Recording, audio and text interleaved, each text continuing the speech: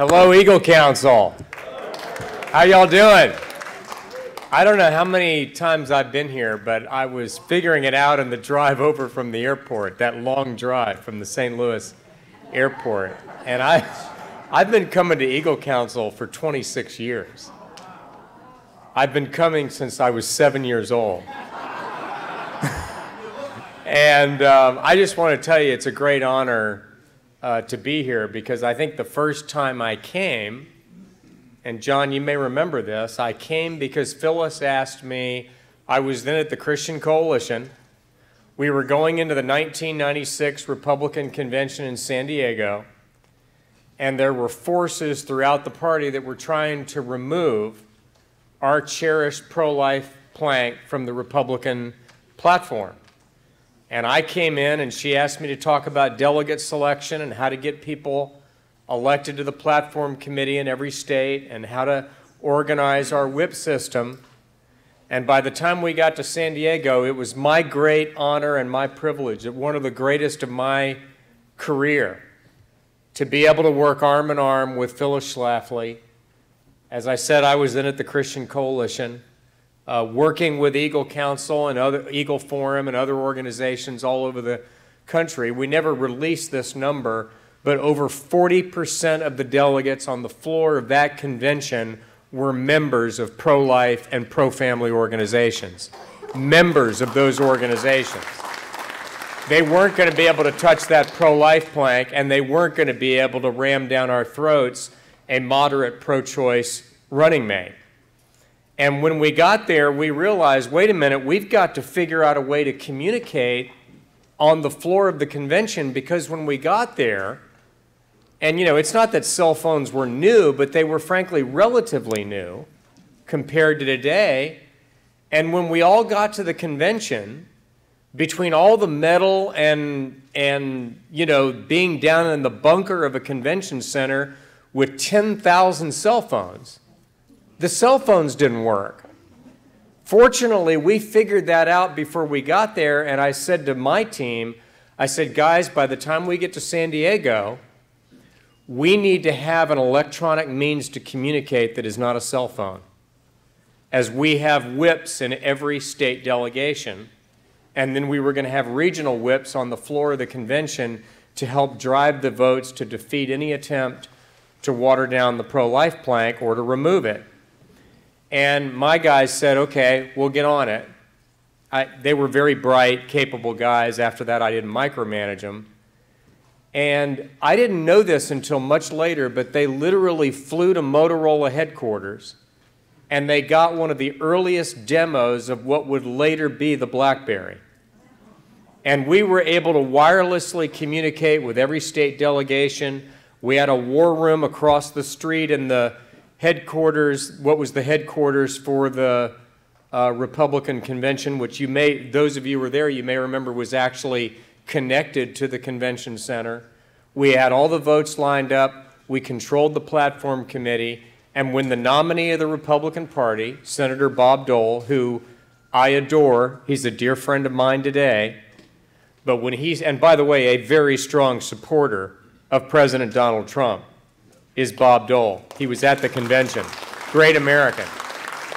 But when he and his campaign said, we want a tolerance plank in the platform. Anybody remember this? We went to the Dole staff, Phyllis and I and others did, and said, it's not going to happen, and we have the votes to vote it down. Now, do you want on national television, you offer a tolerance plank? By the way, only dealing with the pro-life plank. They didn't say they were tolerant of other views on anything else. They had to withdraw the amendment. It never even came to a vote because we had the votes. And one of the things that I've learned that I know Phyllis taught all of her Eagles, and it's what I'm coincidentally going to talk about today. When you have the votes, you do whatever you want to do. And when you don't have the votes, you are totally and completely powerless. I want to say that again because we're sitting here today, whatever it is, 55 days before an election. You have one of two choices over the next 55 days. You can go online for 8 hours a day and read everything that everybody says is going on. You can watch cable television or listen to talk radio. I don't mind you doing that a couple hours a day, but no more. And see what everybody's pontificating and prognosticating in the media about what's going to happen on November 6th. And you will then be a totally helpless victim and witness of what unfolds. Or we can spend the next 55 days touching every conservative voter and every voter of faith and every pro-Constitution and Bill of Rights voter in this country and getting them to the polls and let them witness what we're getting ready to do when we turn our vote out. There is nothing else that matters in a free society other than having the votes. We had the votes in San Diego on the platform committee. We had the votes on the floor of the convention. I want you to think about this for a minute. The presidential nominee of the party did not have the votes. Not to do that. He had the votes to be the nominee, but he did not have the votes to water down, weaken, or gut our party's commitment to the sanctity of innocent human life. And I don't know about you, but as long as I've got breath in my body, no one is going to touch our pro-life plank or our pro-life stand and weaken it one bit. But I don't care how committed you are. I don't care how genuine your commitment is. If you don't have the votes, you've got nothing. And if you think about what happened last year, you know, I had the opportunity, Ed, you mentioned my conversations with Phyllis going through 2016. She chose to endorse Donald Trump in the primary, which was a very courageous stand to take. He's a dear friend of mine. I chose to remain neutral during the primary. But regardless, as soon as the dust settled, for me, I was privileged to have gotten to know the president for a number of years, had talked to him about how he had come to a position of defending the sanctity of life and marriage and family in his own life and in his own views. I had had very honest personal conversations with him about that over a period of years. I had no reservations at all. But some of you may have had friends who did. Maybe some of you did.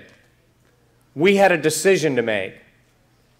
And we decided, with very few exceptions, as a pro-family and pro-life movement, to back this man and to back him with everything that we could. Now, our decision was made easier by the fact that the alternative was Hillary Clinton. Am I right about that? That made it was a very morally clarifying fact that it was either going to be him or Hillary Clinton. But for me, it was never the lesser of two evils. Never. It was about the greater good. I rejected it and never remained silent when somebody said, well, you know, I'm going to have to vote for the lesser of two evils. I said, If someone is on record and has given their public word that they will appoint conservative judges to the U.S. Supreme Court who will respect and honor the Constitution of the United States as written, they will respect the Bill of Rights, they will respect the sanctity of innocent human life as being created in the image of Almighty God, they will defend religious freedom in the United States and all over the world, and they will stand with the state of Israel. That is not a lesser evil. That is a greater good, and I will do whatever I have to do to advance that good. So I had no reservations. Now, you know, the president probably would have liked it if I had gotten on board in the primaries, and he's conveyed that a few times. He's not shy about sharing his feelings. But I did what I believed the Lord wanted me to do. I really did. I think others like Phyllis were called to do what she did, but it didn't matter in the end We all got there, and I think there were three moments that got everybody there. The first came in May, shortly after he wrapped up the nomination. He was the presumptive nominee. He had not been formally nominated yet, when he did something that no major party nominee had done in American history. It was, I believe, one of the most significant and brilliant political moves in a presidential campaign in the post-World War II period.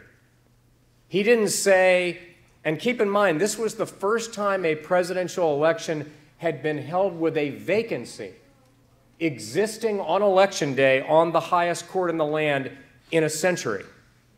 It had been 100 years since that had happened. And he didn't say, well, if I get to pick I'll pick someone like Antonin Scalia or like Clarence Thomas. He didn't say that. In May of 2016, he released a list, and that list had 21 names on it, and he said, I will pick from that list. It will be one of those 21 names. And that list was a gold-plated list of outstanding names that anybody who was anybody in the conservative legal community knew were all eminently qualified and solid conservatives. I want you to think about that moment when he did that and how many of your friends said, yeah, but you can't trust him. Don't believe him. We've been fooled before. We've been promised that they would do that, and they betrayed us. And then we got people like Sandra Day O'Connor and David Souter and Anthony Kennedy, and we were betrayed. And I'm not going to get fooled again. I don't trust him. And I want you to think where we are here today on September 14th, 2018, 55 days from an election that will determine whether his presidency ends prematurely or not. Because that's what this election is about. And today, after just 19 months as president, he has appointed 99 district court judges, 26 appellate court judges, 2 Supreme Court judges, and next week on Thursday, the Senate Judiciary Committee, in spite of these despicable and venomous and vicious attempts by Senator Feinstein and the Senate Democrats to derail his nomination with a personal smear at the 11th hour, next Thursday, the Senate Judiciary is going to vote to confirm Brett Kavanaugh to the U.S. Supreme Court. That was a promise made, and it was a promise kept, and it's been kept twice. And you know, my wife, who I'll give you an idea of how solid she is, I met her at the Jesse Helms Victory Rally in Raleigh, North Carolina on election night 1984. She was a Helms volunteer, okay? So she doesn't move me to the left. If anything, she moves me to the right. She kept in her phone, whenever she ran into a Christian or a conservative that wasn't yet on board with Trump, a list of numbers. And they'd say, well, I don't like the tweets, or I don't like this, or he used to be a Democrat, or he gave money to Chuck Schumer 10 years ago. And she said, I'm going to read you a list of numbers. 85, 82, 78, 76. It was a series of about 6 numbers. She said, do you know what those numbers are? They said, no. She said, those are the ages of the 6 oldest members of the U.S. Supreme Court. There's one vacancy right now. The next president will fill it. These other 6 are going to go in the next 8 years. Now, do you still think that? She said not once did she not flip their vote. Folks, he made the promise. He's kept the promise. And we cannot let them put Democrats in control of the House and Senate and end his presidency after only 2 years. Because he kept his word. He kept his word to us. And by the way, not just to us, but to the American people. Because remember, in the third debate, the second thing that happened that I think caused this vote to go like a barrel over the Niagara Falls. And that was when, remember, in that third debate, October 10th, 2016, this is 2 days after the Access Hollywood tape has been leaked. Yeah, that's right. It was. Is that right? Right here, October 10th. And Chris Wallace, the only moderator in the 3 debates who had the guts to ask a question about abortion. Remember? It was about late-term abortion. And they went back and forth and they talked about their court appointments. Remember, that came up in the context of that colloquy. And then after Hillary basically showed no compassion, no empathy, no sympathy whatsoever for the taking of a life in the late periods of pregnancy after that child can survive outside the womb. She didn't give an inch. She just gave the usual Planned Parenthood left-wing talking points.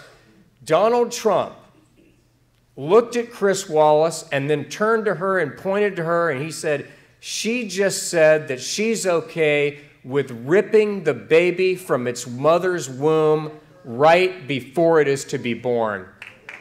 Now, let me tell you something, he said. She may be for that. She may be okay with that, but I am not okay with that, and I don't think the American people are okay with that. And when those words left his mouth, my wife, Joanne, turned to me and said, I think he just won the election. And you know what? I think he did. I think he did. And by the way, I talked to Kellyanne Conway after the election was over and they were in the White House, and I can't remember what I was there for, but I mentioned this and told her what an inflection point I thought it was for tens of millions of voters all over the country. And she said, you know what's so funny, Ralph? We did the debate prep for that debate. We knew that was going to come up. Not necessarily how it got asked, but we knew abortion would come up. So we went through it and we gave him our suggestions. She said nobody told him to say that. He never told us in the briefing he was going to say it. That, my friends, was Donald Trump. From the heart, authentic. Not the meaningless pablum talking points that she just said every time. You know, just another way of her saying, you're deplorable because you believe in life. You know, everybody talks about that deplorable line. You know what no one ever mentions is the line that came after it. Do you remember it? When she said, and I quote, they are irredeemable. Irredeemable. Now, I don't know about you, but my faith teaches me that other than Lucifer, there is no one who is irredeemable. And lots of people who have been redeemed didn't appreciate that comment. And they turned out in big numbers. The third inflection point came in July in Cleveland. And I don't know about you, but I'll never forget when I heard the news that Donald Trump, making the only presidential level decision that one makes as a presidential candidate, selected Mike Pence to be his running mate. That was a big moment because anybody who was anybody in this movement, and I'm sure it was true of Phyllis as well, he was not just a co-laborer on life, on marriage, on family, on religious freedom, on support for Israel. He was a personal friend. And when I talked about the judges, look at what's happened on the life issue. The President of the United States, within days of being sworn in, signed a Congressional Review Act allowing states to end all funding for Planned Parenthood under their state Medicaid programs.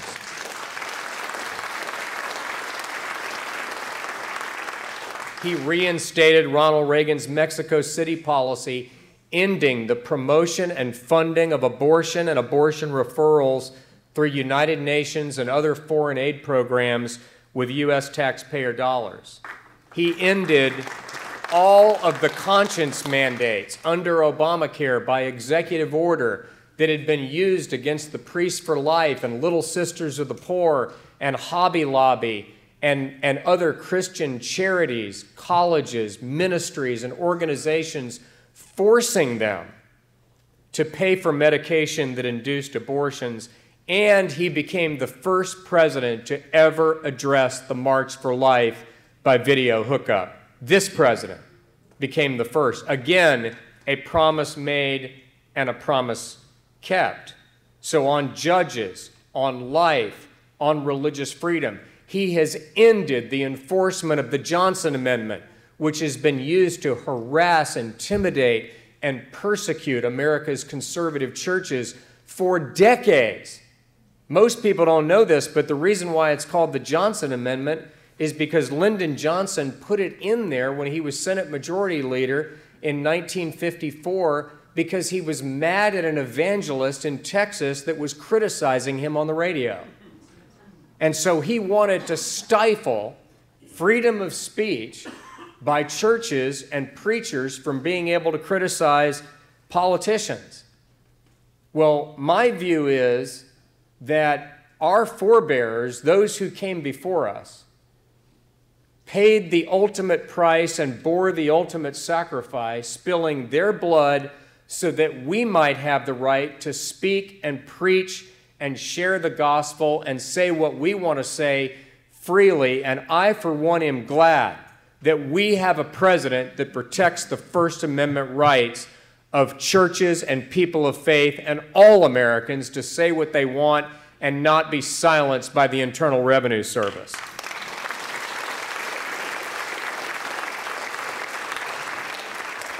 He has also, as you've probably been following, imposed draconian sanctions on Turkey to force them to release Pastor Andrew Brunson, who is an evangelical pastor who's being imprisoned by Turkey under trumped-up charges. That's just not a reference to the president. It's a reference to the nature of the charges. And then you look at the economy. Inheriting an economy under Barack Obama that was growing at 1.6%.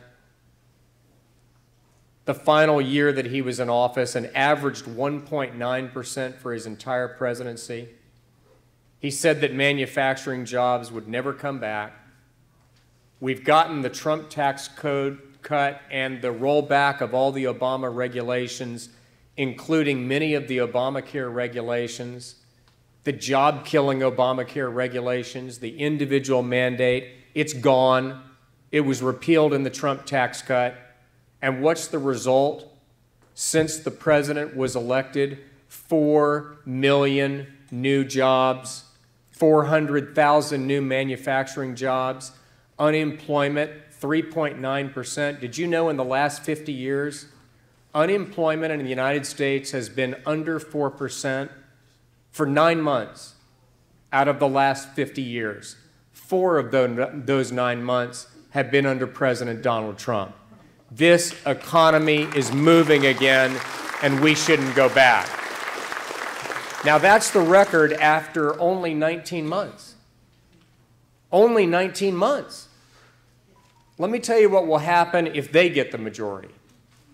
Number one, and I mean number one, before they raise our taxes, before they try to appropriate more money to Planned Parenthood, before they try to block conservative judges, and before they try to reimpose Obamacare, before they do any of that, number one on their list is to impeach Donald Trump. Now, they'll deny it, but if you look at the people who are going to be involved in that new Congress, there's no question about it. And if you think that Chuck Schumer, as majority leader in the Senate, will allow a single Trump-nominated judge to be confirmed, then you haven't been following what's been going on with Brett Kavanaugh. They will block every Trump-nominated judge. There won't be another one. That's why we've got to work harder than we have ever worked before. And we got 55 days to do it. At Faith and Freedom, we have built a file working with our third-party data vendors, both for-profit and nonprofit organizations. I don't want to frighten you, but we take the voter file and append consumer data and cell phone numbers and emails. We have online search data for where the voters go online for 45% of all the voters in the country. We've built a file of 26,562,539 evangelical and pro-life Catholic voters in the 19 states that are going to decide the outcome of this election. 26 million voters. And we're going to mail every one of those voters a candidate comparison of where the candidates stand for Senate, Congress, and governor in every one of those 19 states. We're going to drop 19 million pieces of voter education mail. Dave, if you could bring me maybe one of those pieces of mail just so I can hold it up. Okay, you gave it all away? He's giving it all away. 30 million voter guides will be distributed in 137,000 churches. We will send, if they have not voted by Election Day, now we track the early vote. So as you vote early in states like Florida, where 45% of the vote is cast early, we're going to be mailing them and phoning them. 10 million phone calls. We're going to be pushing out 32 million videos on social media and online wherever these people go. Not buying the demographic, but these specific 26 million voters. Everywhere they go, they're going to see our videos. We're going to mail them, phone them, and then by the time we get to Election Day, if they have not voted yet, they're going to get a text message on their cell phone.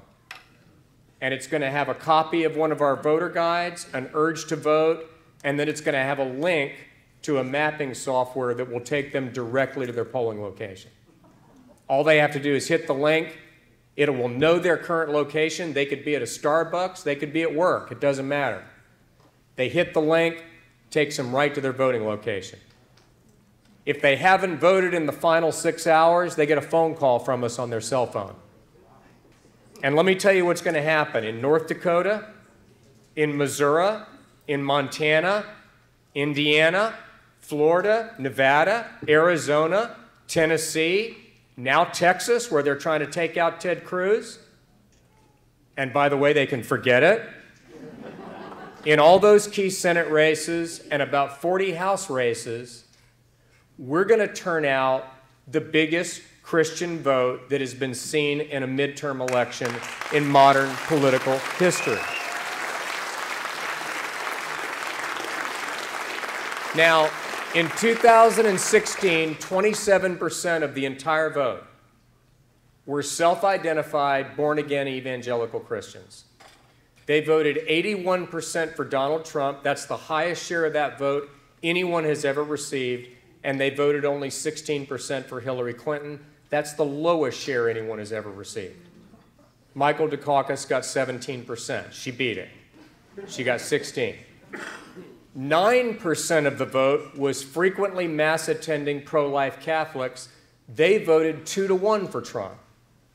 If you took out those two voters and look at the rest of the electorate voted 62 to 38% for Hillary Clinton. This is where the action is.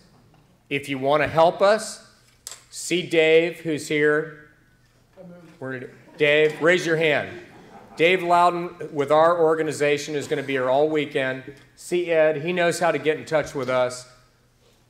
Let's make sure that the media is shocked on election night one more time. Thank you all very much. God bless you, and God bless Eagle County.